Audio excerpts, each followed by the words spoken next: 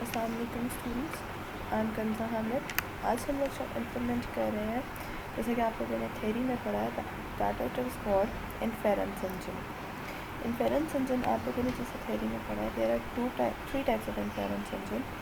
One is called forward chaining, other is called backward chaining, and the last one is called rule based inference engine. आज जो हम implement करेंगे वो सिर्फ forward चेनिंग है. Forward चेनिंग में जैसे आप लोगों ने थ्योरी में पढ़ा था that it flows from facts to decision. जब भी आपको कोई प्रॉब्लम या कोई क्यूरी होती है जो कि आपके एक्सपर्ट सिस्टम में सॉल्व करनी होती है और वो सॉल्व करता है हमेशा इन्फेरेंस इंजन के थ्रू. अगर तो हमने टेक्निक इन्फेरेंस इंजन में फॉरवर्ड चेनिंग की यूज़ की हुई हो तो हम हमेशा स्टार्ट करते हैं from the facts. For example, we are having multiple facts, fact 1, fact 2, fact 3, fact 4 and so on. और उसके बाद हमारे पास कोई ना कोई ऐसे मॉड्यूल्स होते हैं जिन्होंने कोई ना कोई डिसीजन परफॉर्म करना होता है, डिसीजन हमें प्रोवाइड करना होता है और उस डिसीजन से हमारे पास अल्टीमेट डिसीजन आता है. या हम ये कह सकते हैं आसान ज़बान में कि फॉरवर्ड चेनिंग स्टार्ट करती है फ्रॉम द फैक्ट और एंड करती है डिसीजन के ऊपर. इसी नेटवर्क को, ये जो फॉरवर्ड चेनिंग की एग्जांपल, इसको हम बिल्कुल सिंपलेस्ट सिनेरियो में कन्वर्ट करते हैं where we are having only 2 facts और एक हमारे पास मॉड्यूल है जिसने कोई ना कोई हमें डिसीजन प्रोवाइड करना है. And here we have ultimate decision जो कि हमें ये वाली नोड या ये सेल प्रोवाइड करेगा. अब इसको हम क्या पास करेंगे, ये हमारे पास कुछ फैक्ट्स होते हैं जिनको हम कंसिडर करते हैं. उन फैक्ट्स की रोशनी में हम कोई ना कोई ऑपरेशन परफॉर्म करते हैं. एंड हो सकता है, और हो सकता है, नॉट हो सकता है, लॉजिकल भी हो सकते हैं और हमारे पास रिलेशनल ऑपरेटर्स भी हो सकते हैं. कोई भी ऑपरेटर्स हो सकते हैं और वो हमें अल्टीमेट कोई ना कोई डिसीजन प्रोवाइड करेंगे. कंसिडर करते हैं हमारे पास बहुत सिंपलेस्ट और एक बहुत अच्छी एग्जांपल है. हमें इन्फेरेंस इंजन के थ्रू, ये हमारे पास इन्फेरेंस इंजन है, ठीक है, फॉरवर्ड चेनिंग का. हमें इसके थ्रू आंसर देना है कि does this was has gladiolus flower और नॉट. सबसे पहले आप सिर्फ इस इमेज को देख लें और सिर्फ मुझे ये बताइए या ख़ुद सोचिए कि इसमें ग्लैडियलस फ्लावर है या नहीं. आंसर कैन बी येस और आंसर कैन बी नो. पहले तो आपको पता होना चाहिए ग्लैडियलस फ्लावर दिखता कैसा है. अब जब आपको ये पता चल जाएगा कि ग्लैडियलस फ्लावर एक्चुअल ऐसे दिखता है और फिर जब आप इस इमेज को देखेंगे तो आपको पता चलेगा yes, here we are having gladiolus flower. तो इसका मतलब है दिस वॉज हैज़ कंटेन्स या this was has gladiolus flower. ठीक है. अच्छा, ये तो था एग्जाम्पल के हम करते कैसे हैं. अब एक्चुअल में हम लोग किस तरीके से परफॉर्म करते हैं, हमें पता है जो भी कैलकुलेशन या कंप्यूटेशन परफॉर्म होनी होती है वो हमारा ब्रेन करता है. और बीइंग अ स्टूडेंट हमें इतना तो पता है कि हमारा brain consist of neurons. There can be multiple neurons जो कि कोई ना कोई या हर कैलकुलेशन उन्होंने परफॉर्म करनी होती है. अब अगर इसको आप मैक्सिमाइज़ करें, जूम करें तो हमें पता चलेगा ओके हमारे पास कोई एक न्यूरॉन है जो कि ऐसा दिखता है. और अगर इसको हम मज़ीद मैक्सिमाइज़ करें तो हमें पता चलेगा कुछ इस तरीके से हमारा न्यूरॉन होता है. अगर एक न्यूरॉन की बात करें, हमारे ब्रेन में ट्रिलियंस ऑफ न्यूरॉन्स होता है. ओके, अब अगर एक न्यूरॉन की बात करें तो इस न्यूरॉन में कुछ हमारे पास, हम ये कह सकते हैं, कुछ इनपुट्स आ रही होती हैं और न्यूरॉन एक सेंट्रल प्रोसेसिंग यूनिट है जिसने कोई ना कोई फंक्शनिंग परफॉर्म करनी होती है और उसके बाद उसने आउटपुट प्रोड्यूस करनी होती है. ये तो है कि असल में हमारा ब्रेन कैसे काम करता है. अब हमें क्योंकि एक्सपर्ट सिस्टम बनाना चाह रहे हैं और वो एक्सपर्ट सिस्टम डेफिनेट है कि अगर सोच विचार के बाद हमें कोई ना कोई आंसर करना है तो इसका मतलब है हमारे एक्सपर्ट सिस्टम की फंक्शनिंग भी कुछ ऐसी ही होनी चाहिए जैसे कि हमारा एक्चुअल ब्रेन करता है. जैसे हम चीज़ों को इंटरप्रेट करके आंसर करते हैं, हमारे ब्रेन को, हमारे एक्सपर्ट सिस्टम को भी बिल्कुल उसी तरीके से काम करना चाहिए. अब अगर इस पिक्चर को हम मैप करें अपने इस मॉडल के ऊपर, इस इन्फेरेंस इंजन के ऊपर, तो हमारे पास ऐसी कुछ ऐसी पिक्चर आएगी। अब क्वेश्चन मेरा वही है कि does this was his gladiolus flower, हमारे पास फ्लावर ग्लैडुलस है या नहीं है। पहले तो हमारे पास कुछ ना कुछ फैक्ट्स होंगे। अब सबसे पहला फैक्ट हमारे पास ये हो सकता है, let's call that fact with x1। सबसे पहले तो कि क्या ये फ्लावर्स भी हैं या नहीं है। अगर तो फ्लावर है तो सेकंड फैक्ट होगा क्या इसमें ग्लैडुलस फ्लावर है या नहीं है। अब पहले इस वॉज में फ्लावर्स का होना मस्ट है और उसके बाद ग्लैडुलस का होना मस्ट है। तो यहाँ पे हमारे पास जो कंप्यूटेशनल यूनिट है that will be performing and operation, जिसकी हमारे पास कुछ इक्वेशन ऐसे बनेगी, लेट x1 बी द के इसमें फ्लावर्स हैं और x2 बी द पैरामीटर और फैक्ट वैल्यू कि हाउ ग्लैडुलस फ्लावर्स लुक लाइक। तो हमारे पास x1 और x2 का एंड ऑपरेशन परफॉर्म करेंगे और उसके बाद हमारे पास अल्टीमेट डिसीजन आएगा कि क्या इसके अंदर ग्लैडुलस फ्लावर है या नहीं है। एक और एग्जांपल के थ्रू इसको हम कंसिडर करने की कोशिश करते हैं, समझने की कोशिश करते हैं। Now my answer is this a tree और नॉट, ये ट्री है या नहीं है। ओके सोचिए, मुझे ऐसा लगता है ये ट्री हो भी सकता है और ये ट्री नहीं भी हो सकता। ओके अब अगर ये ट्री है, वापस उसी हम इन्फेरेंस इंजन पे आते हैं कि हमारे पास कुछ फैक्ट्स हैं, कोई ना कोई कंप्यूटेशनल यूनिट है और एक हमारे पास डिसीजन है। सबसे पहले तो फैक्ट मेरे पास ये कि क्या ये ट्री है, ट्री येस। और दूसरा फैक्ट ये कि मेरे पास ट्रीज दिखते कैसे। अगर ये जहाँ तक मेरा नॉलेज है, जहाँ तक मेरी अंडरस्टैंडिंग है, ट्रीज तो कुछ ऐसे होते हैं, तो ये किस किस्म का ट्री है। हो सकता है ये ट्री ना हो, तो देयर कैन बी फैक्ट कि ट्री येस और ट्री नो। अब क्योंकि येस और नो का क्वेश्चन है तो यहाँ पे मेरे पास जो कंप्यूटेशनल यूनिट होगा वो परफॉर्म कर रहा होगा डेफिनेटली कोई ना कोई और ऑपरेटर। तो मेरे पास इक्वेशन बन जाएगी x1 कि ट्री येस और ट्री नो। ये ट्री हो भी सकता है और हो सकता है क्योंकि मेरी नॉलेज तो है कि ट्रीज ऐसे होते हैं। तो x1 और x2 का हम और ऑपरेशन परफॉर्म करेंगे यहाँ पे। Now let's come to implementation part of this. Okay implementation पे आने से पहले थोड़ा सा हम इसको अंडरस्टैंड कर लेते हैं कि हाउ एक्चुअल न्यूरॉन वर्क्स।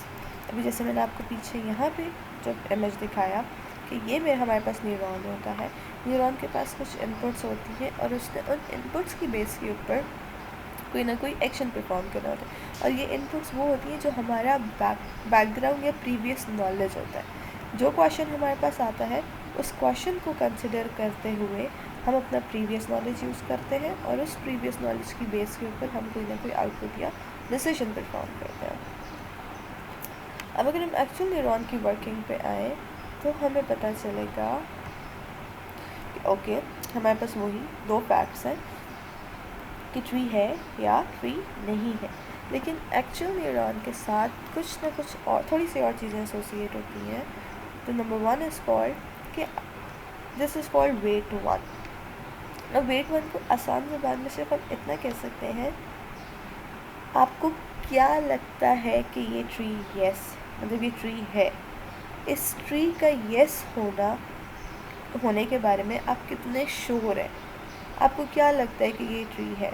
अगर तो आप 100% श्योर हैं, उस केस में आप कहेंगे कि जी मेरे पास इसका चांस है कि ये फुल 100%। वेट मेरे पास 1, इस वेट 1 की वैल्यू 1 है।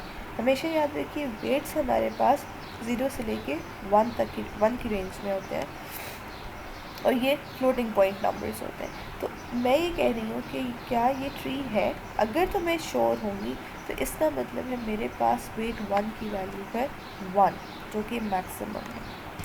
और अगर मैं कहती हूँ कि ये ट्री नहीं भी हो सकता, ठीक है, ओके लेट्स डू इट कि मेरे पास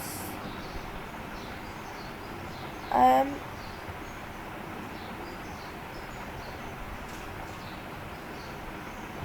सर्टन श्योर कि हो सकता है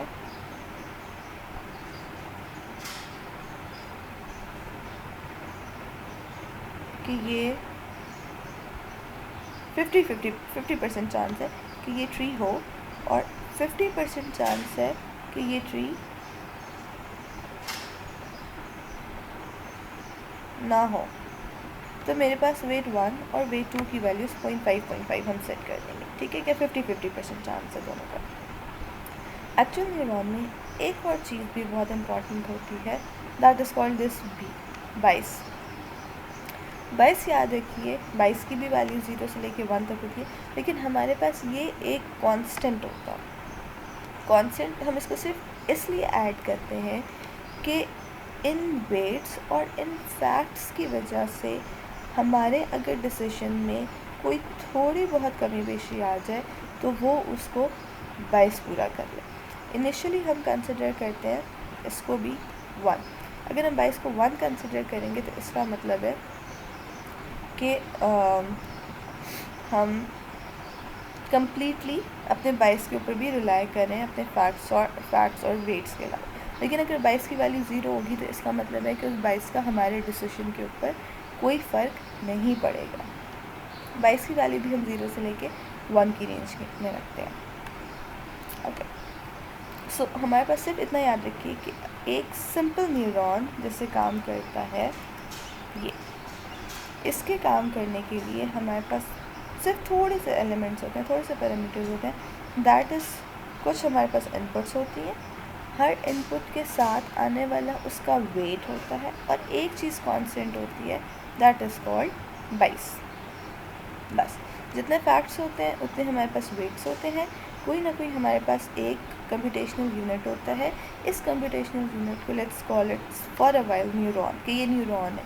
जैसे हमारे ब्रेन का एक सेल होता है जिसने कोई ना कोई डिसीजन हमें प्रोवाइड करना होता है कुछ कैलकुलेशंस करने के बाद, उसको हम न्यूरॉन कहते हैं। तो सिंपल इस एक सेल को हम लोग अपने एक्सपर्ट सिस्टम का न्यूरॉन कहते हैं, जो कि सोली रिस्पॉन्सिबल है हमें डिसीजन प्रोवाइड करने के ऊपर। ओके, अब आते हैं हम इसकी इम्प्लीमेंटेशन के ऊपर।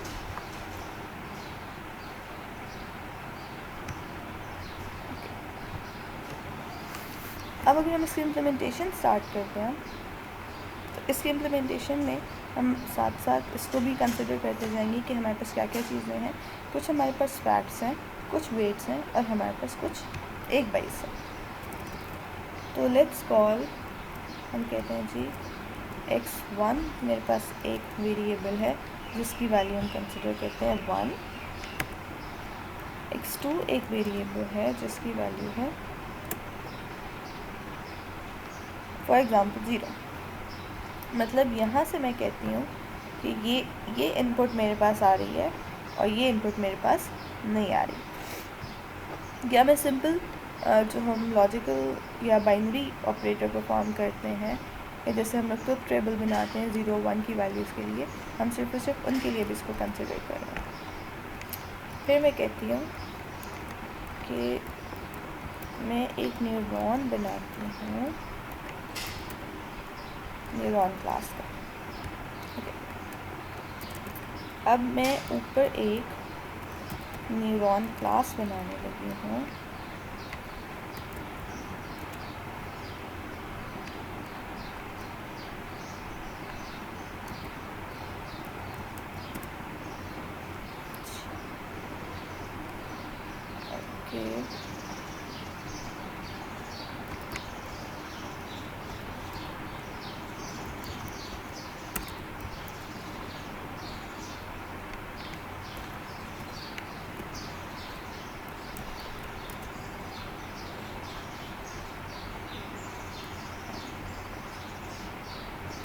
कोई गड़बड़ ना कर दूँ, इसलिए मैं सब यहाँ से मैंने पहले से लिख के रखा हुआ है, यहाँ से मैं इसको।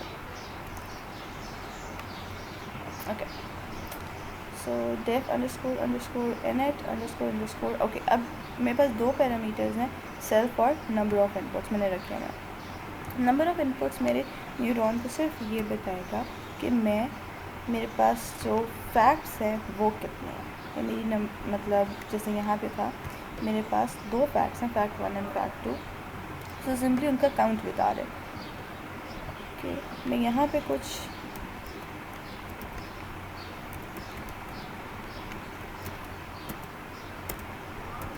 पैरामीटर्स डिफाइन कर देती हूँ।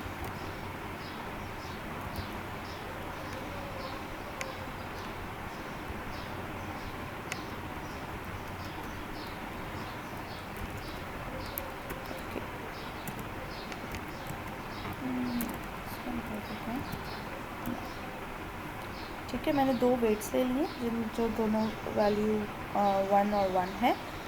हम इनको 0.5 भी रख सकते हैं, और 22 की वैल्यू मेरे पास 1 है।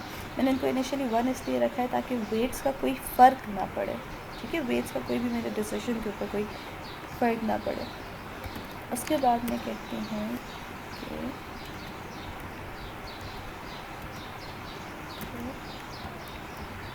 मुझे प्रेडिक्ट करके दो।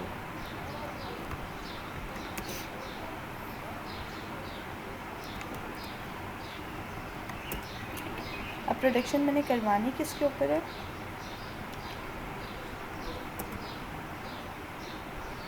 मैं कहती हूँ कि हम दो इनपुट्स ले लेते हैं।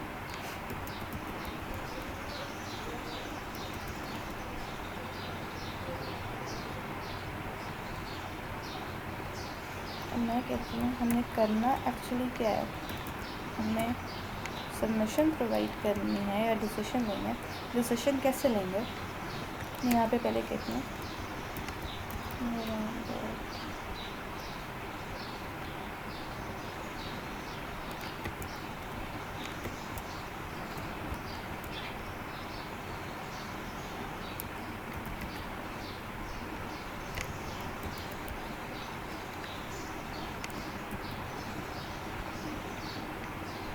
इसको मैं पास कर देती हूँ एमपी डॉट एरे बना के एक्सपेंड करना एक्स्ट्रा। अच्छा, मैं इंक्लूड कर लेती हूँ साथ में मंथली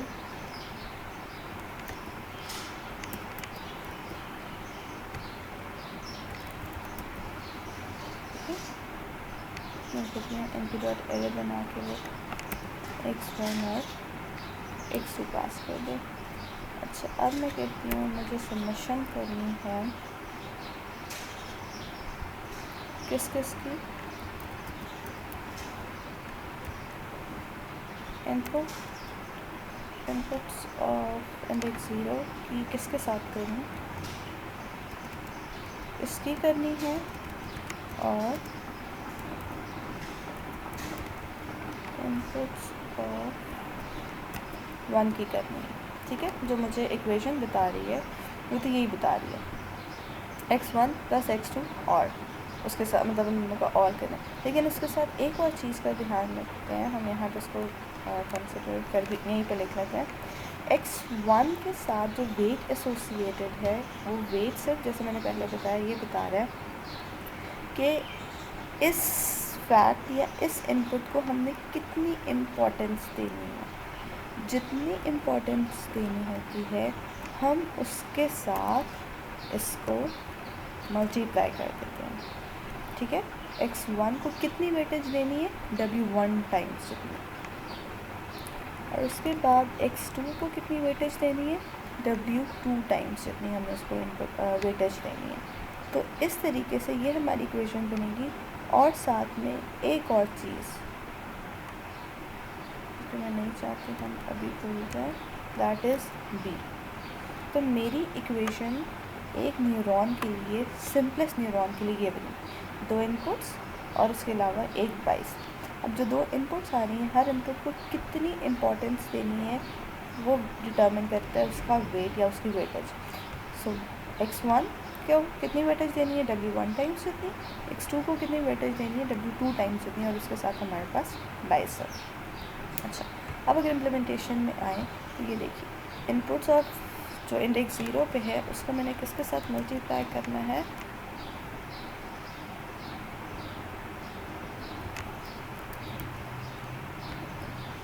सेल्फ डॉट वेट्स का इंडेक्स 0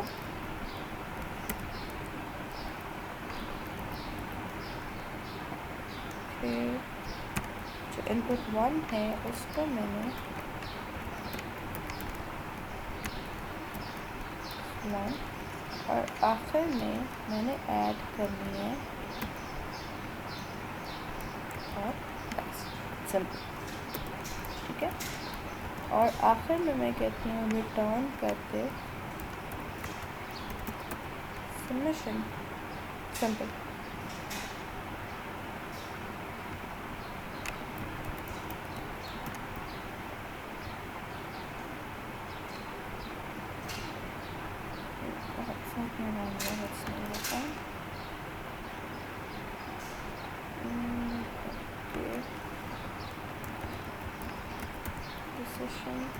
हमारे पास ये आ रहा है जो हमारा न्यूरॉन हमें प्रोवाइड करेगा, और ये मैंने इक्वेशन लिख ली है। और उसके बाद मैं सिंपल करा लेती हूँ प्रिंट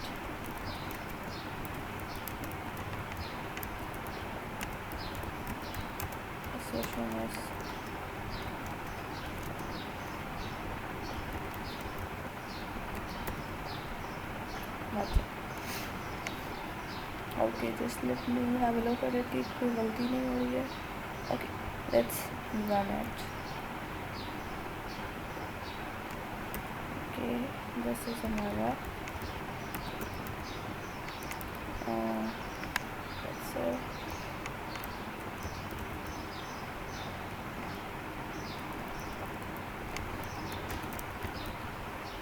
simplest neuron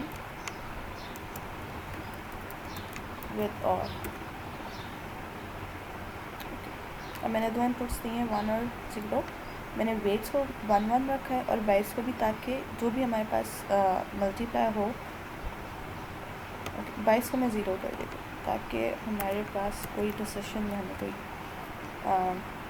ख़ासा फ़र्क नज़र ना आए। ओके, मैंने ही कहा था कि 22 की वैल्यू 0 होगी, तो इसका मतलब है वो हमारे डिसीजन को किसी भी तरीके से इफेक्ट नहीं कर रही होगी। सॉरी,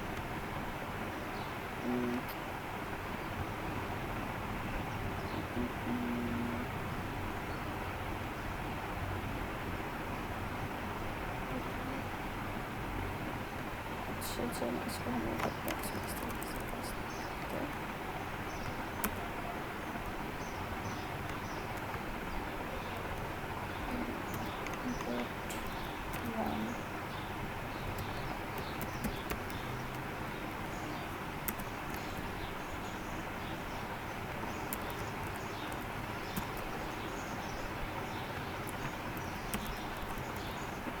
प्रोग्राम की पहले दिन